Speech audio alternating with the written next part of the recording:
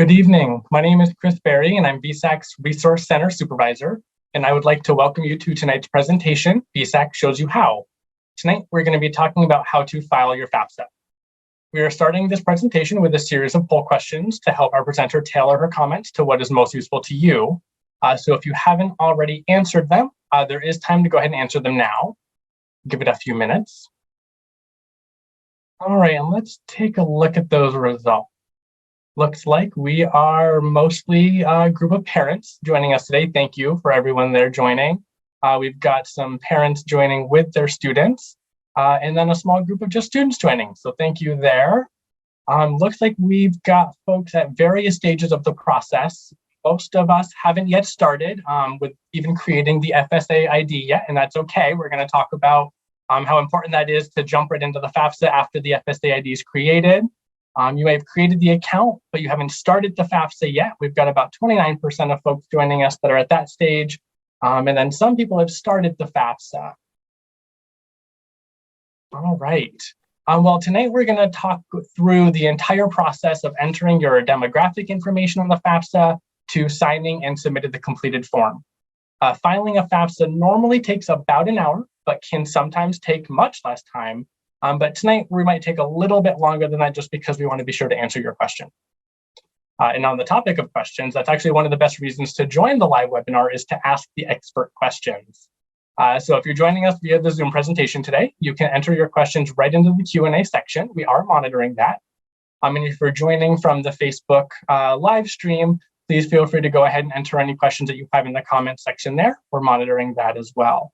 If time allows, we will also plan to have time at the end of the presentation for any additional questions that you might have. So it's my pleasure to introduce you to tonight's FAFSA expert, Carrie Harlow. Carrie is part of the Career and Education Outreach Program at VSAC and has been helping families file FAFSAs for over 20 years. She's the mother of two and has also helped each of her own children apply and navigate through financial aid. Carrie, if you're all set, we are ready to begin. Wonderful. Thanks, Chris. I want to welcome you all tonight as the parent of a current college senior. I remember being in the place where you are, getting ready to fill out the FAFSA. And what I can tell you is that it may feel initially like a bit of a daunting process, but as you get used to this process will be easier with each successive year. It is the student who files a FAFSA form. So it's the student's application for federal student aid. And FAFSA is short for Free Application for Federal Student Aid. So it's a free financial aid form. And the FAFSA is used for a number of reasons. One is for federal student aid determination, such as federal Pell Grants, as well as federal student loans. It's also used by colleges for their own financial aid. And it is sometimes used by scholarship agencies who use that EFC figure we get at the end in order to determine scholarship determination. The FAFSA is a form that determines need-based financial aid. So financial aid based on a family's resources for college. And some of our most common questions include, why should I file a FAFSA? So let me give you my FAFSA elevator pitch, if you will. You should file a FAFSA even if all you want is for your student to get a student loan. The FAFSA is the primary form to get that federal student loan, and federal student loans generally are the best way for students to borrow and to take that opportunity. There are lots of protections around a federal student loan. The student doesn't need a cosigner for it. And you can sometimes qualify for subsidized student loans. You can qualify for things like income-based repayment or deferments. So it's just really preferred. Second, many colleges and universities require families to file a FAFSA because they would like families to exhaust their other options before coming to the institution for their financial aid. And so you may have to file a FAFSA before a college may consider you for some of their need-based financial aid. Additionally, think of the FAFSA as an insurance policy, if you will. If things change for your family mid-year, having the FAFSA on file means you can begin a conversation with the financial aid office at your child's college immediately. So if you have a change in family income, if the roof suddenly blows off your house in a storm, you want to talk with the financial aid office and the Vermont Grant Program about any special circumstances that you are encountering. And having the FAFSA on file means you don't have to go back and do it. It's already there and you can start your discussions. So that's my FAFSA elevator pitch. So let's talk a little bit about the FAFSA form. And the form is filed online. 99% of people who file the FAFSA will do it online. If you type fafsa.gov into your search browser, you're going to find the FAFSA. It may right now ask you if you're interested in debt relief, because that is something that's happening right now, but you can go ahead and click through that and get right to your FAFSA. So here we are on the page of the first page of the FAFSA form, and you can see that it's set up by roles. So if you're a student and you're sitting there with your parent and you're filling out a FAFSA form, you can say, I'm a student and I want to access the FAFSA. If you're a parent and you're filling this out for your student, you say, I'm the parent, but I'm filling out the FAFSA for the student. And so really it doesn't matter which way you go in. It's just when you enter the FAFSA, if you enter as the student, you're going to enter in the student's FSA ID information, their FAFSA account. Or if you're going in as a parent, you're just going to enter in the student's identifiers, and then the student will sign using their FAFSA account. So let's get started, shall we? I'm going to start this saying I'm a parent filling out a FAFSA for a student, since we have so many parents here tonight. And what I can tell you is tonight we are in the test environment. We cannot file a live FAFSA, especially due to privacy issues. We don't want anyone's private information out there. So the FAFSA has a demo site that we can use, and they have some information that's pre-set up about students that we can use. So this student, their last name or their first name is John. Their last name is last name. We enter in the date of birth. I'm just data entering the numbers. And then the student's social security number.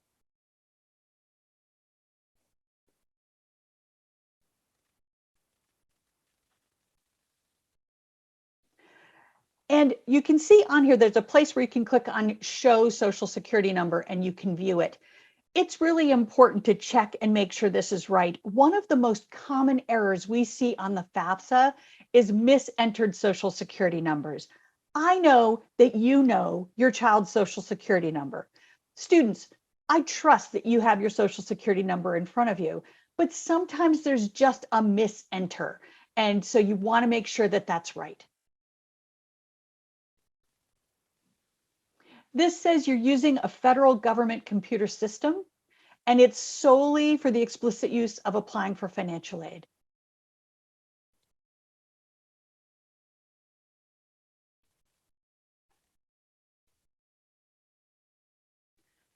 And you'll notice here we are, John last name's application.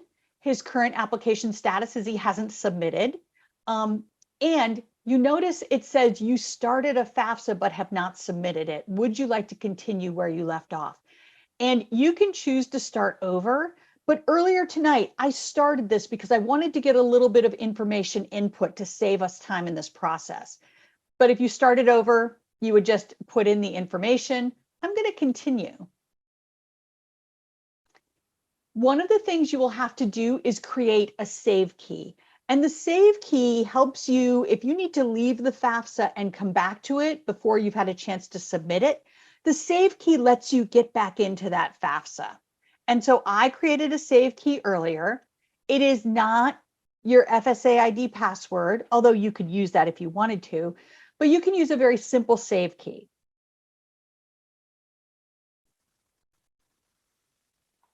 And I'm going to go back to student demographics. And you'll notice it says student information on here, and it's the personal information regarding the student. So even if the parent is filing the FAFSA, it is the student's FAFSA. And so wherever it says you or your, even if you're the parent filling it out, it is about the student. And this can be a little confusing for parents because you see you and your, and you think it's me and my, but it's not, it's the student. So we've got the social security number, John's first and last name. I'm going to put in a middle initial. We've got the date of birth that we data entered. And the student email address and phone number gets put in here. The phone number is not required information.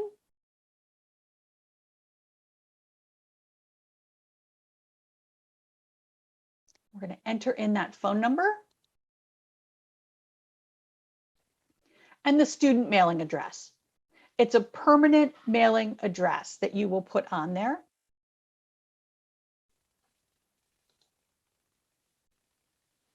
And they ask a question about student residency. So they're asking if John has lived in Vermont for at least 5 years, and he has. They ask if John's a US citizen. He is.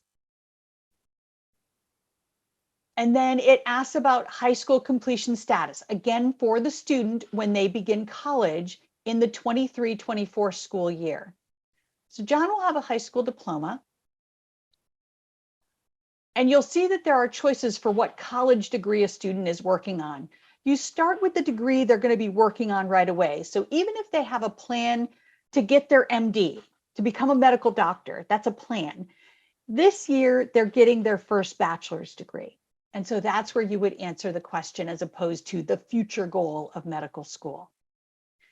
And because they're working on their first bachelor's degree, the FAFSA automatically answered the, will you have your first bachelor's degree? Because John doesn't have it yet. John's grade level will be never attended college first year.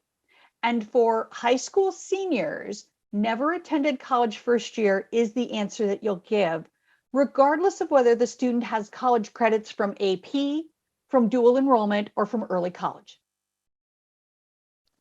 Are you interested in work study? John says yes. The student driver's license number is a question on the FAFSA, but let me just say that this is a question that can be skipped. So if you don't have that information handy and you have everything else available, you can skip this question. We're going to tonight. And then again, we are still in the student information. So is the student currently a foster youth, or were they in the foster care system at any time? John was not. And then this is the highest school completed by parent 1 and parent 2. For this, they are asking about the student's birth or adoptive parents, not foster parents, not legal guardians, not step parents. In this question in particular, the FAFSA is asking about the birth or adoptive parents. And so in John's case, parent 1 graduated from high school, and parent 2 completed college or has a degree beyond that. Now, add your high school. And I like this because as we're moving through the FAFSA, you'll notice it says, hey, because the FAFSA belongs to the student, you and your, always refer to the student. There's our reminder. And so we're looking for the student's high school. When looking for the student's high school, first off, if you type in V, you get to Vermont right away. And so that's my one hack about the FAFSA. There you go, type V, you always get Vermont. And then really easy, I think, in searching for the high school is put in the name of your town and do search. Sometimes with high school names, it can be really confusing. What? It's not going to do it. Okay, let's try again.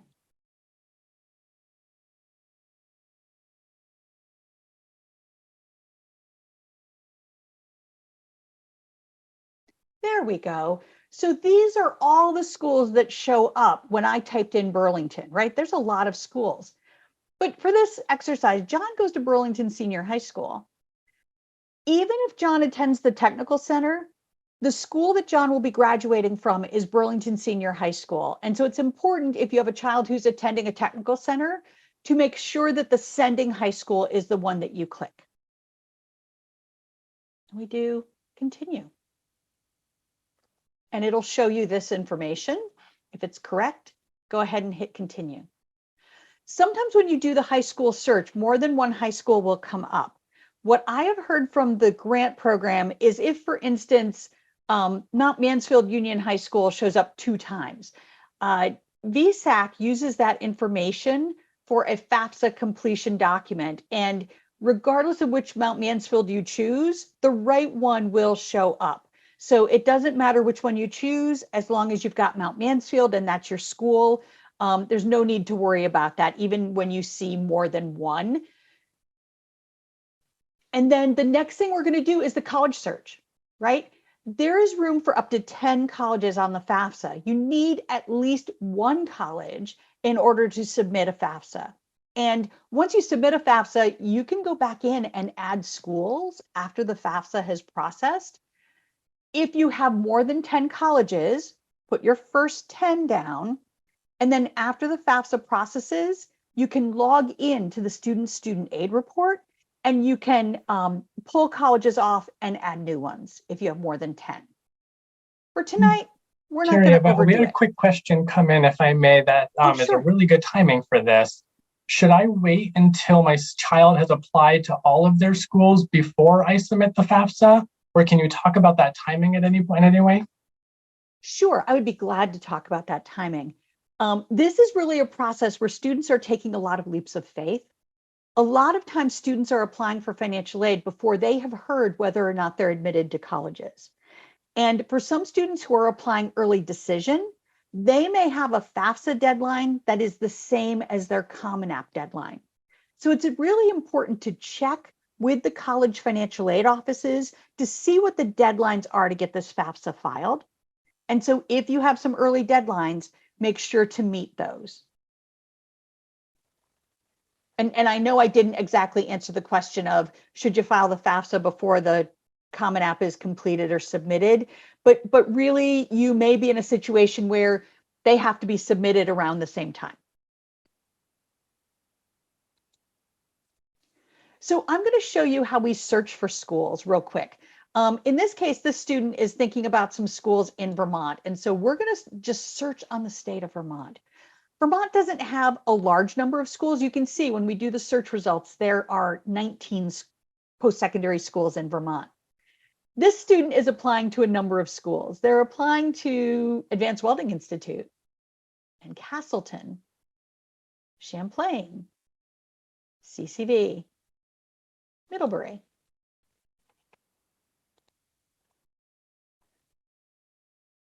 Norwich, University of Vermont, and St. Michael's. When we do that, we're going to hit continue. And you can see that we have pulled up those schools. And it says, hey, now we need you to tell us your housing plan. So Advanced Welding Institute doesn't have housing. So John's going to live with his parent. Castleton, on campus. Champlain, on campus. CCV also does not have housing. So maybe living with a parent, but could also be living off campus. Middlebury College, on campus. Now, Carrie, I don't have to add 8, 9, 10 schools to my FAFSA in order to submit it. I can add just one, right? Yes, you can do just one. And here's the thing, colleges cannot see what other colleges are on your FAFSA. That is something they cannot see. So if you're nervous because you're applying early decision and you don't want any other colleges to be seen on your FAFSA, you could have other colleges on there. Your early decision college will not know what else is on. And for Vermont, it does not matter in what order you have your schools. You see these little arrows here, you can move them up or down. In some states, you have to have your state schools at the top. That is not the case for VSAC and for the state grant program.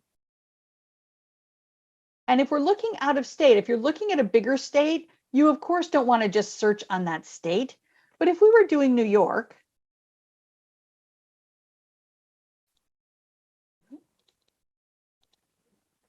you could type in the city or the first part of the school name. Now, one of the things that I might recommend is, especially if you have a SUNY school in there or State University of New York school, there's like 64 SUNYs. So if you know, go ahead and start with the name, not the SUNY, but which SUNY. And you can search on Plattsburgh and, oh, look, there's SUNY Plattsburgh. Choose continue. We scroll down to the bottom and we say, yes, we're going to be on campus there too. And you could see while we were on that page, there were little trash cans that said remove. You can remove those again if you have more than 10 and you need to add more. Remove some, add some. That'll work that way. I have to tell you, this is one of the questions on the FAFSA that we see a lot of errors. Surprisingly enough, it's the student's marital status. And when parents are filling this out, they miss the student part. It's normal. We're busy. We're in a hurry. But we're asking here about the student marital status. And so the student is probably single. And Carrie, we had a good question come up that I'd love to jump in. I'm so sorry to cut you off there. Good.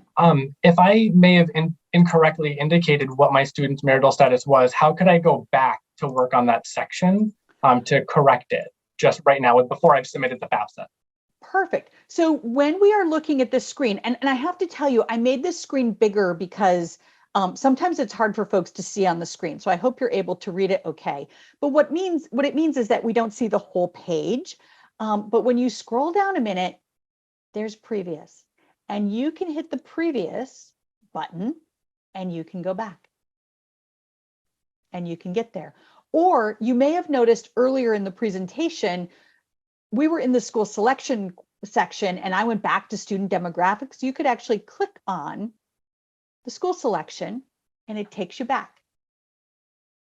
So I'm going to go back to dependency status. Easy. Yeah, it is easy. And can I make another suggestion while we're just here chatting us friends? Every once in a while, see where it says save FAFSA form up here? Please save the FAFSA form often. I think that saving it often will mean that if, for instance, you lost power in the middle of your FAFSA or you got kicked out of the website, saving often means you don't have to do things multiple times.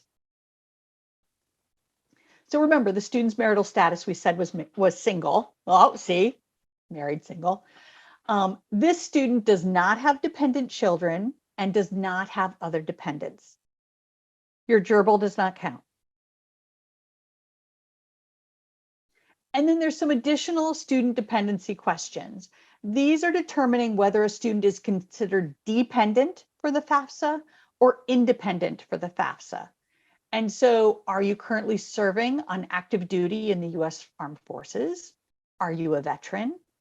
At any time since you turned 13, were both your parents deceased? Were you in foster care? Or were you a dependent or ward of the court? As determined by a court in your state of legal residence, are you or were you an emancipated minor? And does someone other than your parent or step parent have legal guardianship of you as determined by a state, by the court in your state of legal residence? And so legal guardianship sometimes gets confused with custody. We are really talking about a legal status where someone other than the parent can make decisions for the student. In this case, in John last name's case, this is none of the above, and we're moving on. And then the other question they ask is, on or after July 1st of 22, were you homeless or were you self-supporting and at risk of being homeless? In John's case, this is no, but if John had answered yes, then what this would have taken it to would be a question about who could verify that the student was homeless or at risk of being homeless, such as, well, let's go back. Let's do yes and see. And it says which person would verify this: your high school or school district homeless liaison, the director of an emergency shelter or transitional housing program, the director of a runaway or homeless youth basic center or transitional living program, or none of the above. If you don't have someone who would be able to answer and verify the student's homeless status. All right, so we're going to go back here, and the answer is no for John last name. And based on the answers to the questions, if any of those questions had been answered yes, John would have been considered an independent student. However, All of those questions were no. And so John is considered a dependent student for federal financial aid purposes. Now, they say here, if you have a special circumstance and you cannot provide parental information, you may be able to submit your FAFSA without parental information. And you can say, I'm unable to provide information about my parents. What I will tell you about this is that your FAFSA sits in a suspended status, even if you hit submit. If you say, I'm unable to put in information about my parents, and that student would need to contact the college or university financial aid office to figure out if they can be considered an independent student. But usually these are cases of abuse, abandonment, or a parent incarceration, or unable to even locate the parent.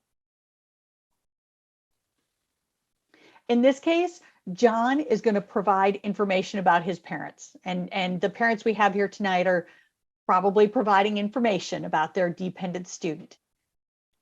And now what I can tell you is that we're at the point where it's whose information should I provide?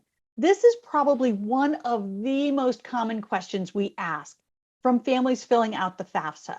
And whose information, like who is my parent when I fill out the FAFSA? There's actually a flow chart on the Federal Student Aid website that you can move through and look through this. But they also have this information on the FAFSA. So I'm going to just explain it to you. If the parents live together, regardless of their marital status, the parents being the biological or adopted parents of the student, if they live together, then the student reports both parents' information regardless of their marital status. If the parents are divorced or separated, but the student lives with one parent more than the other, then the parent on the FAFSA is the parent the student lived with the most in the last 12 months. But sometimes we hear families say, wait, the student lives equally with both parents. And so my parents are divorced or separated and I live with both parents equally. In that case, it'll be the parent who provided more support in the last year. And so that might be the parent that carries the student on their health insurance, or the parent who supplies a car and car insurance to the student. There may be some things that kind of is the deciding factor when you have 100% shared custody. And I should say, some families have 100% shared custody. It's 50-50, but the student does live with one parent more than the other. Don't worry about what that shared custody means. Worry about the amount of time the student spends with each parent. And if it is indeed 50-50, go to the financial support. If that parent has remarried that the student has to use on the FAFSA, then it will be the parent and step parent who show up on the student's FAFSA information. And you notice here it says, I was legally adopted. You will report the information about the persons who adopted you, unless the student was in foster care beyond their 13th birthday. And if the student was in foster care beyond their 13th birthday, they are considered independent, even if they were legally adopted. Do we see questions showing up in the chat about that, Chris? I know I covered it really quickly. You did. So you addressed a bulk of the questions that we had coming in prior to the presentation, which is wonderful. We always like those ahead of time. We had some questions coming in through the chat. I was able to field some of them. One really interesting one is, what if parents are married but live in different states? What would we do then? Oh, so if the parents are married and living in different states, I would say, what's that, Chris? I'm happy to chime in, but I didn't want to steal your thunder. No, I think you should chime in. Chris has been holding out on you, our viewers. He worked in a financial aid office before he joined us at VSAC. Actually, he worked in a couple of financial aid offices before joining us at VSAC. So he has the financial aid office perspective, and I would love to hand this off to you. Okay, so to kind of, in a nutshell, in the cases where the parents are married but not living together, they're still going to be reflected in both of them in full on the FAFSA. The FAFSA doesn't really ask, where does parent 1 live, where does parent 2 live, but it just wants to know the student's parent, the one that we're going to list on the FAFSA, what is their marital status? And if that is still to the biological parent, whether they live, next door or across the country, we are still going to list them on the FAFSA, both demographic information and financial information. Great. Thanks, Chris. Welcome. I'm going to let you take back over, and I'm going to jump to see if I can get some of these other questions answered in the Q&A. Great. So you'll notice as we look at this top bar right here, we have moved from the dependency status question into parent demographics. And so the question then gets asked, as of today, what's the marital status of your parents? And so it's never married, unmarried, and both parents living together, married or remarried. So if your parents are divorced from each other and you're reporting a parent, but they've remarried, you're going to say married or remarried. Divorced or separated, or widowed. And so in this case, John's parents are married or remarried, and they're asking the month and year that the parents got married or remarried. So let's give them an August 2010. Oh, not 20. Well, okay, 2020. So this parent is remarried and got remarried in August of 2020. And we'll hit continue. And they say, hey, enter the information for your first parent. So you need to have that parent's social security number handy. And it won't let you, notice it won't let you copy that in. Parent's last name.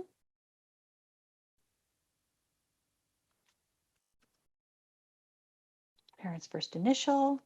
And it does not matter who is parent 1 or parent 2. Their date of birth,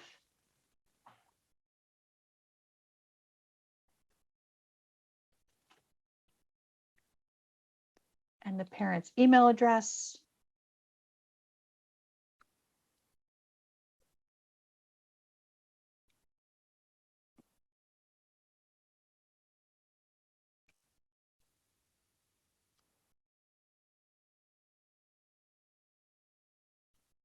and then we want to re-enter that parent's address.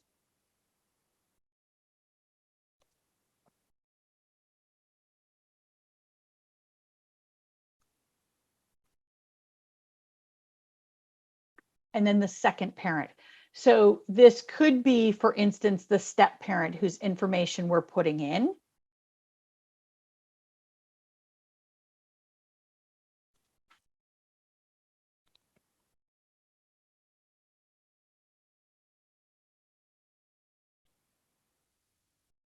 And the parent's date of birth.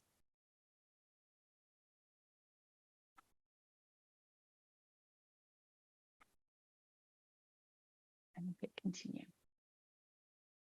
And then the question, have your parents lived in Vermont for at least 5 years? John has lived in Vermont with his parents for at least 5 years. And this is sometimes a little confusing.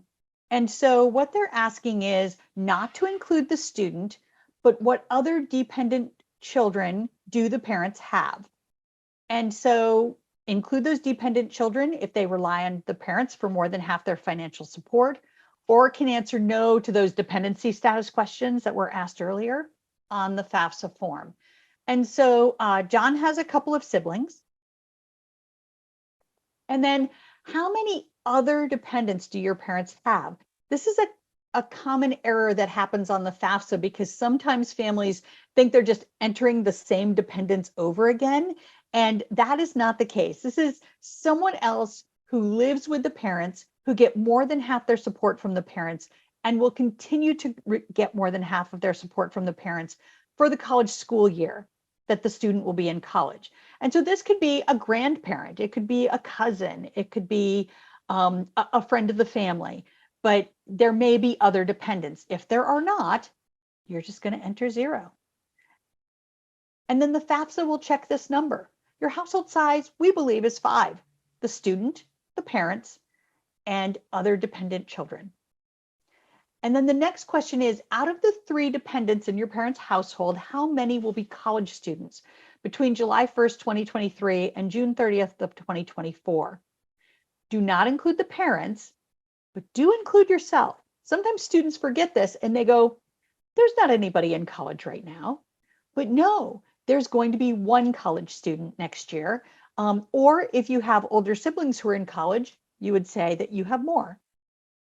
So let's, for the sake of this, say there are going to be 2 in college next year. And then tax filing status. And again, it's attention. You must provide financial information from your parents' 2021 tax return on the FAFSA. You know, Chris and I are fond of saying that the FAFSA is a just the facts document. They really don't ask about extenuating circumstances. They don't ask about the information behind your income, right? And so if in 2021 you had a boatload of overtime, but that overtime has gone away in 2022, there's no way to communicate that on the FAFSA. What you will do is you have to report the 2021 tax return information on the FAFSA. However, you can follow up with the college financial aid offices and the Vermont grant program at VSAC, and you can say, hey, we want to give you some more information about this FAFSA, including that 2021 income is maybe not very accurate. But you do have to report the 2021 income. And remember, in John last name's case, we're reporting parent and step-parent information. So by this point in 2022, most of the 2021 taxes have been filed, and you can say already completed. But if you've got an extension on your extension, you could say will file. Or some parents are not able to file or do not have to file. In that case, they would say not going to. In John's case, the parents have completed the 2021 tax return. And they ask, what type of tax return did you file? For most US residents, they're filing a Form 1040, but it could also be a foreign tax return or a tax return with Puerto Rico or a US territory. That's an option. And then what is your parents' tax filing status according to their tax return? And so in this case, this is a married filing joint return. But for instance, for a single parent, you might see a head of household, or you might see single. Some married people are married and filing separate returns. And you could say don't know if you don't know. But in this case, we know it's on the tax return, and this family is filing married filing joint. And you'll notice that it recommends using this thing called the IRS data retrieval tool. And that data retrieval tool actually pulls information right from the IRS, and you don't need to find the information on your taxes. You just have to move forward. And it tells colleges this is official information from the IRS. There's no need to verify this or check to see if it's accurate, because it's as accurate as it can be. And so if you proceed to the IRS using the test environment, it will actually take us about as far as we can go. So let's follow this. But you have to provide the parent FSA ID here. This is where the parent FSA ID comes into play, that account that they created. And so which parent has the account? Which parent are you? Well, I'm G. Smith. And then you will put in that FSA ID username.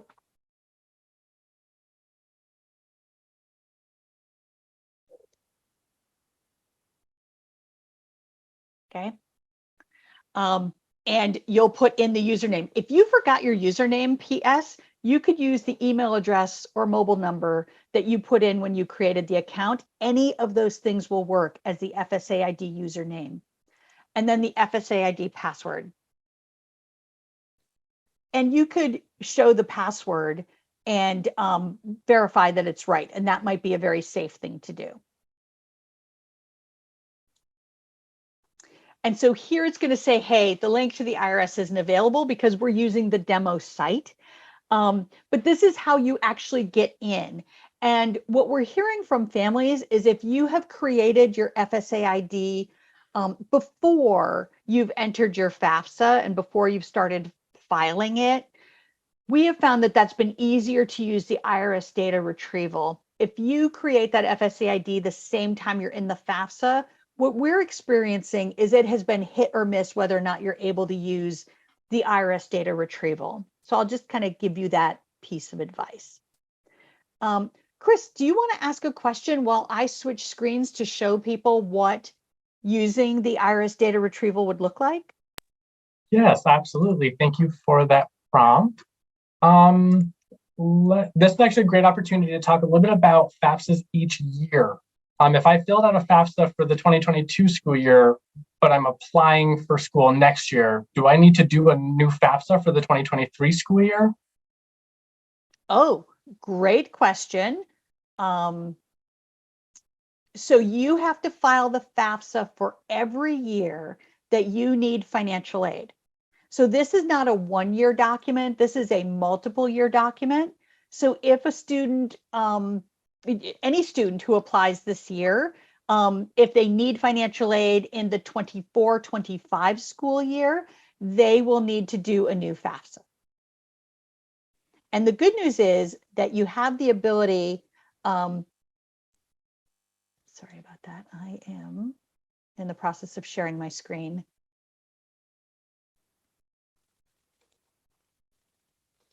What I can tell you is that the renewal applications are much easier than the new applications, because when you renew your FAFSA, you will find that a lot of information is already in there. And so you don't have the issue of having to re-put in your demographic information, your high school information, your college information. You just have to update the income and asset information. So the future years will be much easier. Thank you.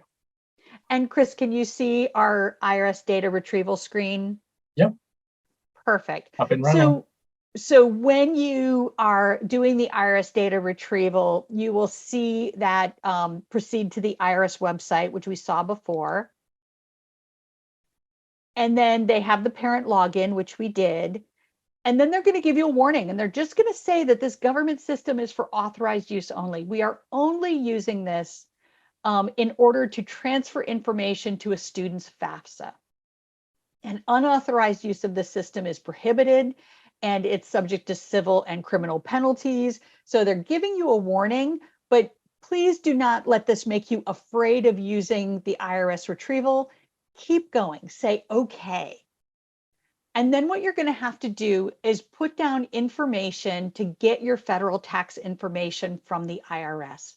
And you'll put in information about the parent who's using the FSA ID. So the first name and last name, social security number, filing status is on there. And the street address has to match your 2021 tax return exactly. So if you live on Green Street, and street is spelled out S-T-R-E-E-T, it will not let you do the data transfer if you just did ST. So you have to make sure that this matches up exactly. But once you put all the information in, you click on the submit button.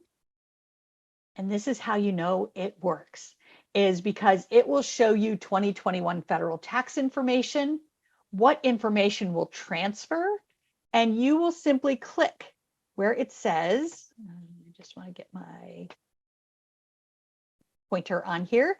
You're going to click here on this little box, and that will make the transfer now box become blue. And at that point, you will click on it and you will transfer the information.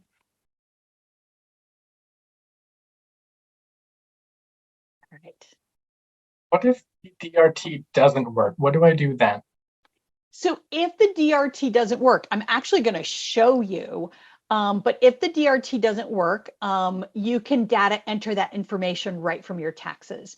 And for some folks that will not work. So for instance, if you're a married couple and you're married filing jointly, they're not able to bring in two tax returns information. And so what that means is that you'll probably have to data enter the information, have your taxes out, add up the lines on the tax returns, and then report it. And so this I wanted to show you. I know it says student IRS info, and it also says 2020, but I wanted to show you an example of what the screen looks like. So when the adjusted gross income comes through, it just says transferred from the IRS. And that's another way that you know that the FAFSA IRS data retrieval worked, because that information comes in and it says transferred.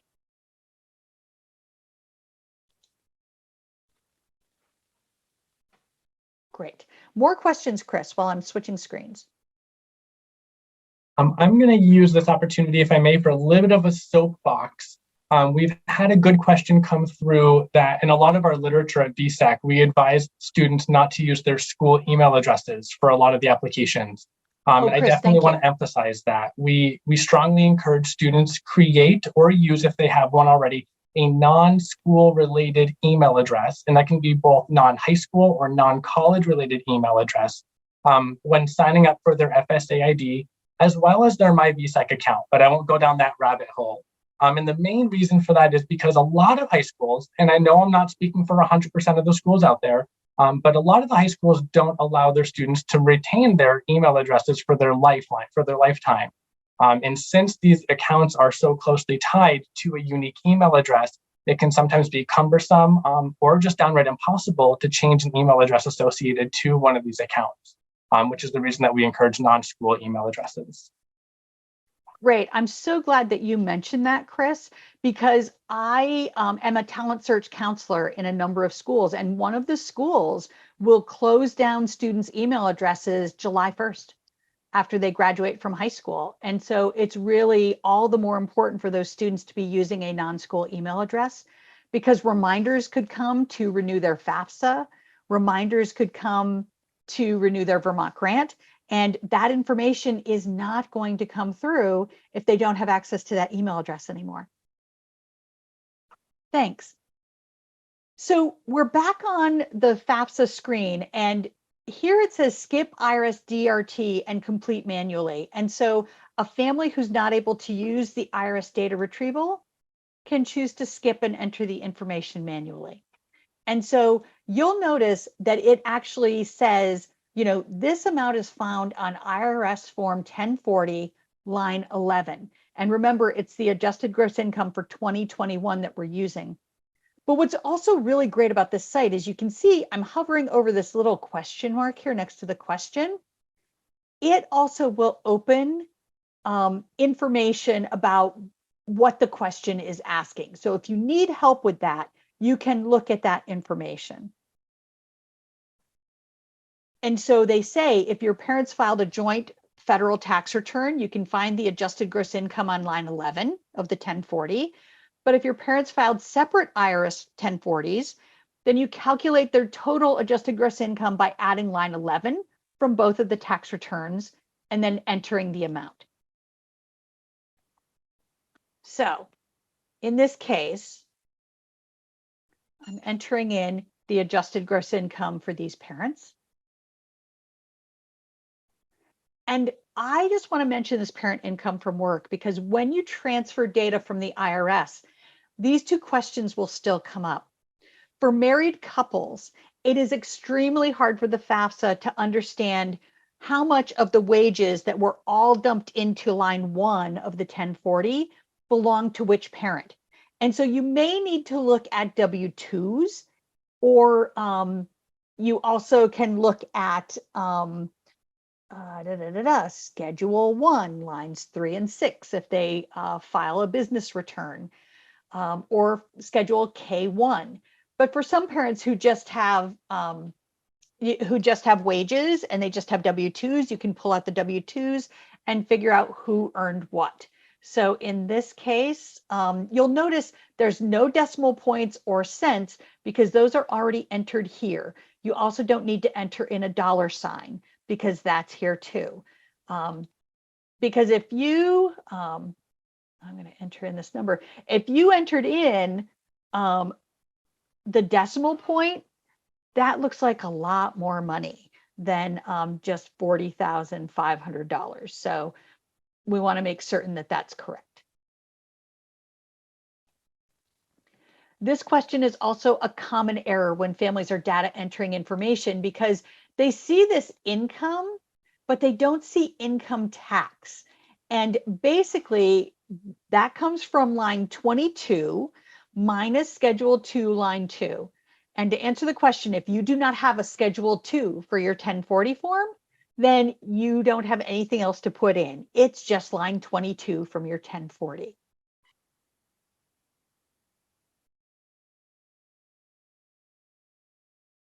We're going to continue.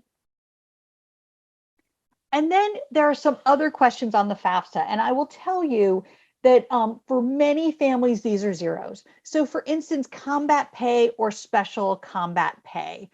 And then it says only enter taxable combat pay, not untaxable. Student college grant or scholarship aid. And again, we're talking about parent questions. So did the parents have college grant or scholarship aid reported to the IRS? Highly unlikely. Education credits. Parents might have this, and they can look at their line 1040, Schedule 3, line 3. If they don't file a Schedule 3, then probably they don't have it, and that's a 0 too. Untaxed portions of IRA distributions and pensions, but exclude rollovers. Do not include rollovers here. IRA deductions and payments to self-employed SEP, simple, and other qualified plans. It's the total of lines 16 through 20 on Schedule 10, on your 1040 Schedule 1. Again, you can go right there and you can data enter it if you have any information there. If you use the IRS data retrieval, it will simply transfer over. And then tax exempt interest from the IRS 1040 line 2A. So we're pretty clear on these questions about where you find this information. And in John last name's case, his parents didn't have any of those things. Child support your parents paid because of divorce or separation, that would get reported here. Earnings from work under a cooperative education program offered by a college. Again, if the parents had earned this, and taxable earning from need-based employment programs like federal work study. Again, we're looking at parent, additional financial information, not student. So if the parents do not have work study, we're reporting nothing here. And then parent untaxed income is something that's asked about and you want to have gathered up in order to fill out your FAFSA. So child support received for all children. In this case, in John last name's case, there was some child support received. So we're going to put that in there.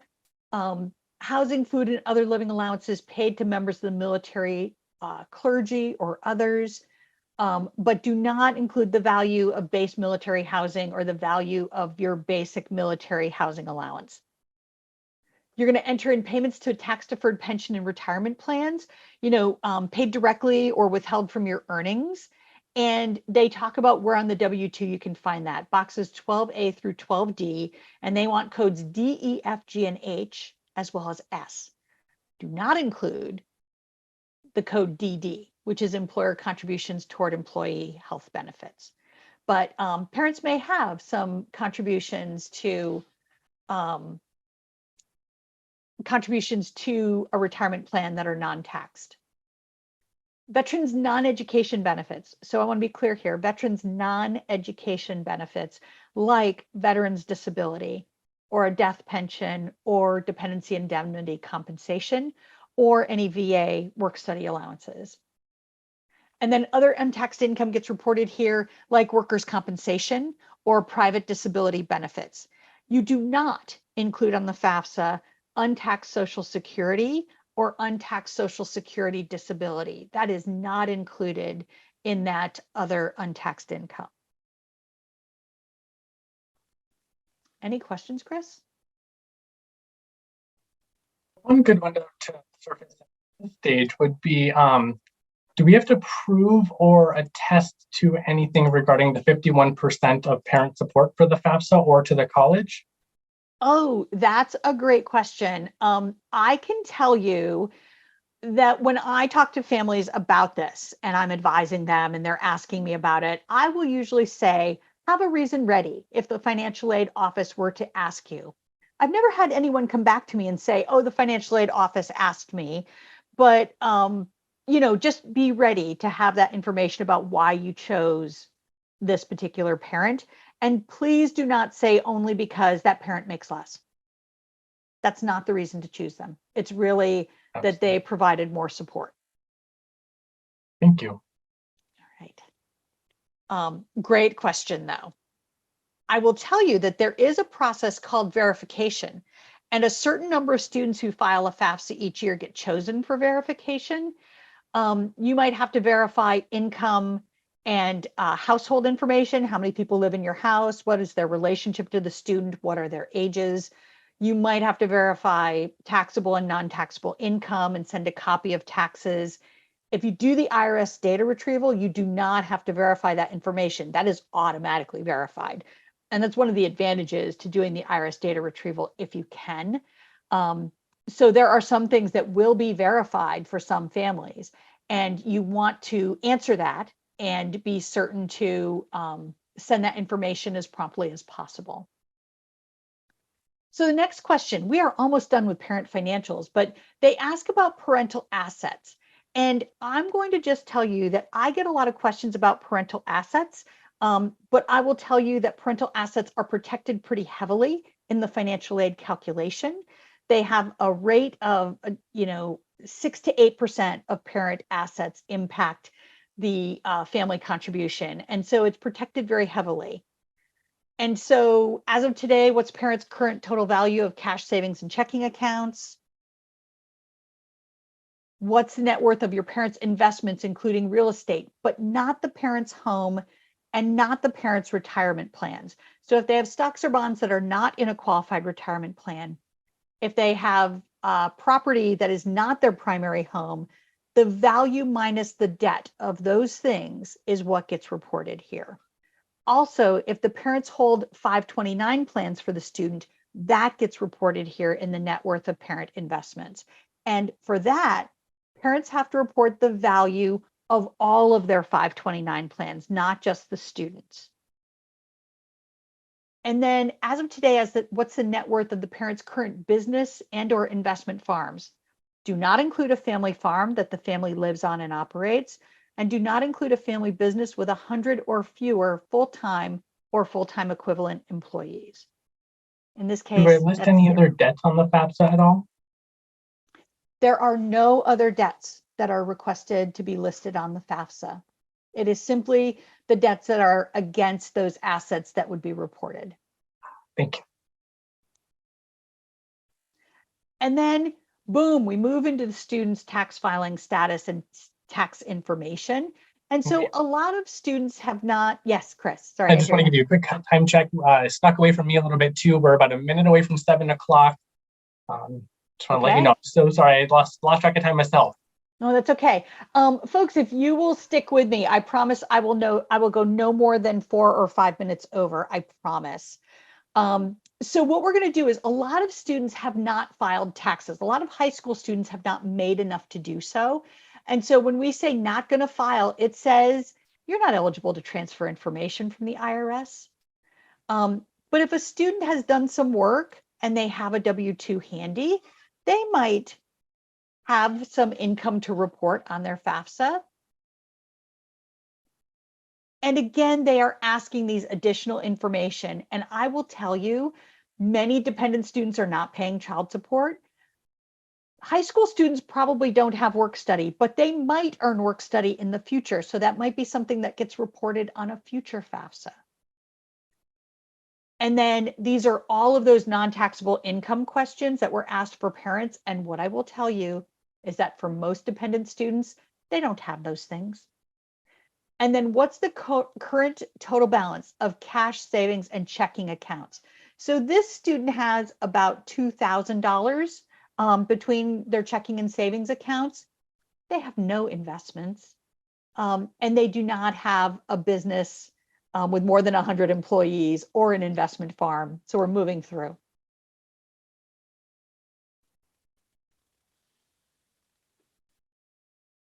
All right.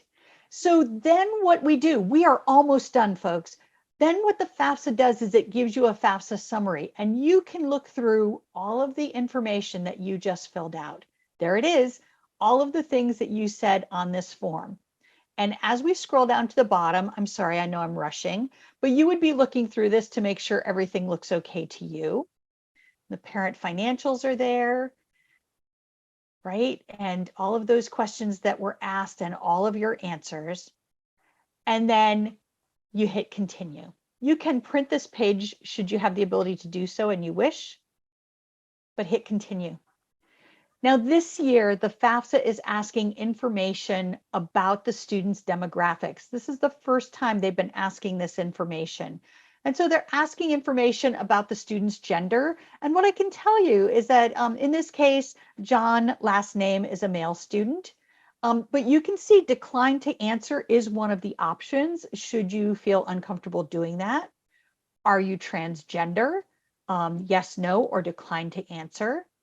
What is your ethnicity?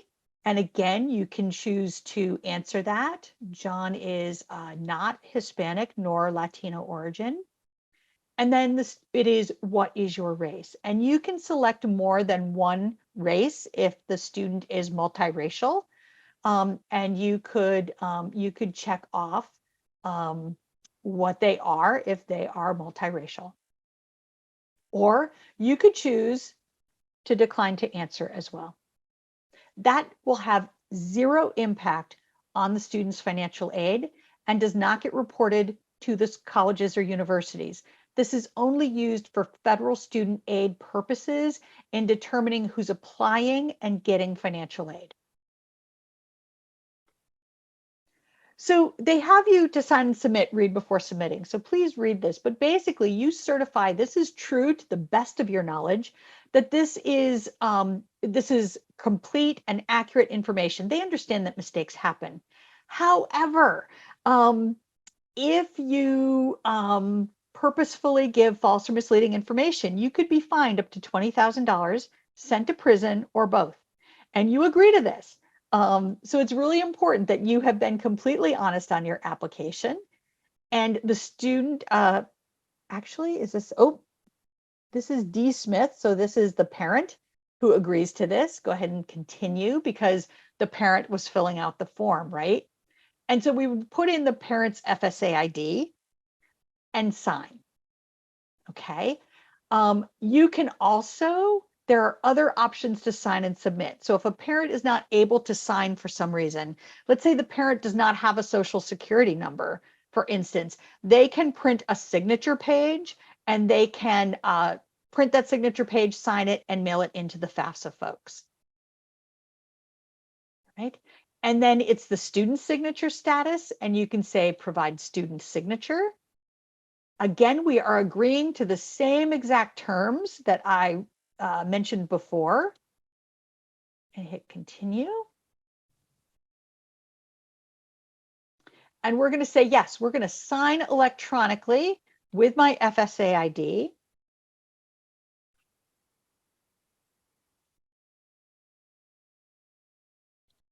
And the password is, and I'm going to check to make sure that that's right. And we're going to sign. So you have to sign the FAFSA and that's what your FSA ID is used for. And you can see the student has signed with their FSA ID. And then let's see if we can do this.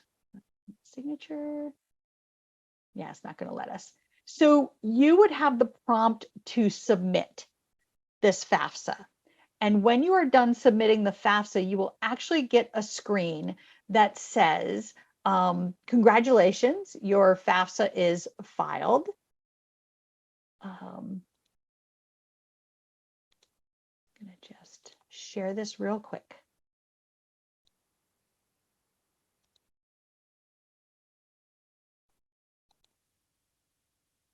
And it will say, congratulations, student. Your FAFSA form was successfully submitted to federal student aid. There'll be a confirmation number, a data release number, and there with that big arrow is the prompt to start your state grant application. So you can link your FAFSA right to the Vermont grant application should you choose to when you have submitted the FAFSA. But when you hit submit, your sign is that congratulations. And then once the FAFSA processes, the student will get an email that says, congratulations, your FAFSA has processed. And when that happens is when a student can go in and make corrections or add schools or update information. Wonderful. And that's the FAFSA. And even with questions, we did it in just about an hour. So who here feels ready to go out and file a FAFSA on their own? Nope, just me. Okay. We've had a lot of excellent questions coming in, and I want to thank everybody for surfacing the questions that you have. We tried to address as many as we could during the presentation, and I understand there's still a little over a dozen that we weren't able to surface or answer in the Q&A. So we are going to try to get all those pulled down, and we'll get answers to those posted at the same time that we get a recording of the presentation posted. You did just see a closing poll and didn't make mention of that.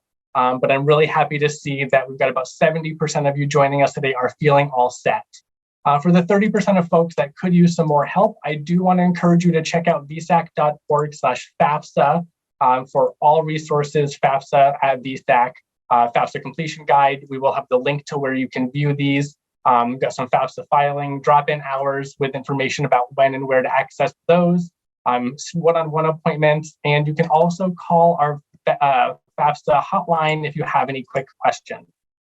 So with that said, thank you for joining us today. Now that you're ready to file your FAFSA, once that's completed, the next step will be to file your Vermont grant application and begin exploring scholarship opportunities. Have a wonderful evening.